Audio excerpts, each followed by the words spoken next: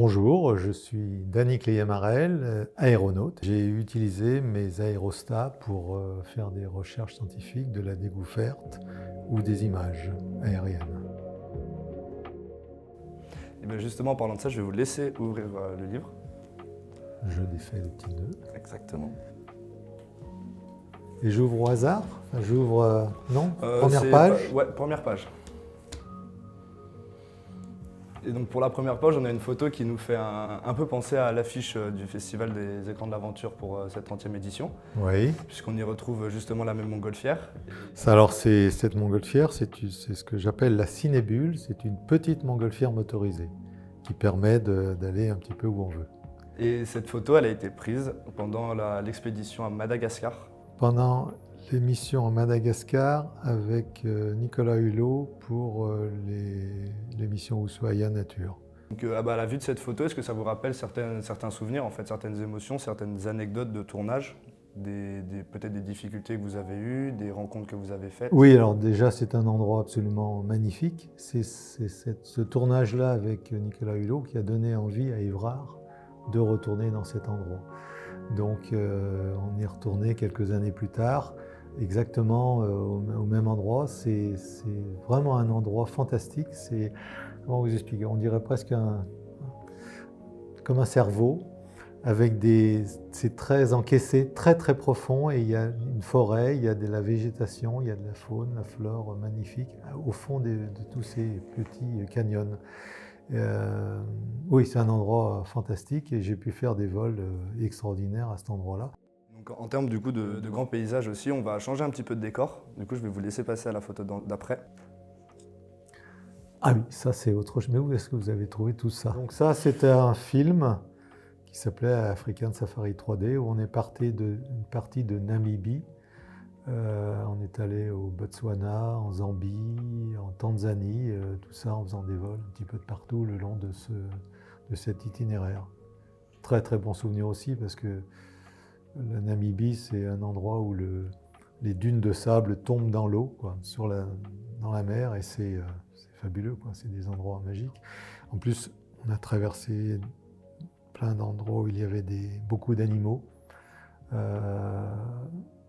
Ça fait partie des plus beaux voyages que j'ai pu faire en Afrique. Et il y a eu certains endroits où vous avez certainement eu beaucoup plus froid, oui, comme sur la prochaine photo. Pour l'expédition polaire. Polaire, enfin, je suis allé souvent dans ces régions-là. Ça, c'était au Groenland. Groenland, c'était la baie d'Ilulissat, où se déverse un des plus grands glaciers du monde. Voilà, donc j'ai eu la chance de pouvoir, je suis allé 5 fois ici, dans cet endroit-là, de pouvoir voler sur les icebergs. Et les icebergs, c'est très très curieux parce que tout est en mouvement. L'iceberg, il avance. Tous les petits morceaux de glace qui sont là avancent aussi, mais peut-être des fois dans des courants différents.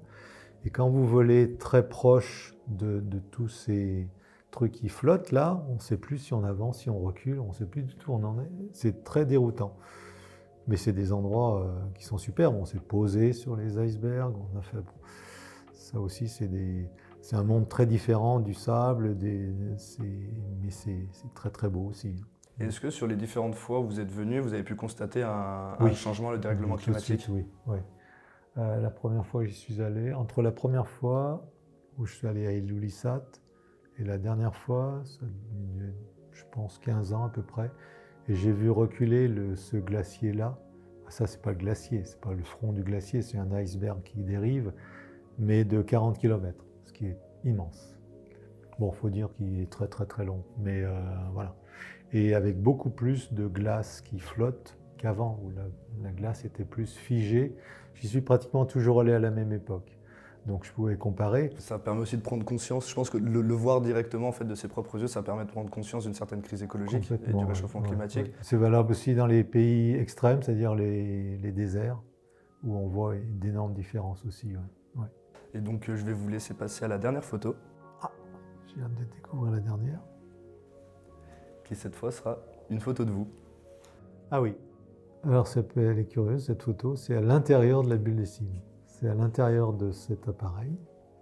Et je pense que j'ai dû aller, parce qu'il y a C'est une double enveloppe. Il y a une enveloppe externe très très résistante qui permet de descendre un peu dans la canopée. Si on veut aller chercher des épiphytes qui sont un peu plus bas, il ne faut pas hésiter à forcer pour y aller. Et à l'intérieur, il y a une double enveloppe. Il y a une enveloppe en PU, en polyuréthane, et avec une soupape. Et je pense que j'ai dû aller ouvrir la soupape qui permet de libérer de l'hélium si jamais il y a une surpression ou des choses comme ça, pour éviter qu'elle explose, quoi. Là, je vois qu'il y avait des petites déchirures. Ça se trouve, c'est ça, hein, une petite déchirure dans l'enveloppe que j'ai dû venir réparer. Mais oui, ça doit être ça, parce que je vois qu'il y a un rouleau de scotch. Et là, il y a des bouts de scotch. Je pense qu'il y a un scientifique qui avait dû aller un peu trop profond dans les arbres. Un peu trop explorateur, peut-être. Voilà. Eh bien, merci beaucoup pour tout ça. Ah ben de rien, ça a été un petit voyage rapide, du chaud au froid, aux forêts. Enfin, voilà, En espérant que ça vous ait remémoré certaines oui, choses. oui, oui, oui, oui, tout à fait. C'est sympa.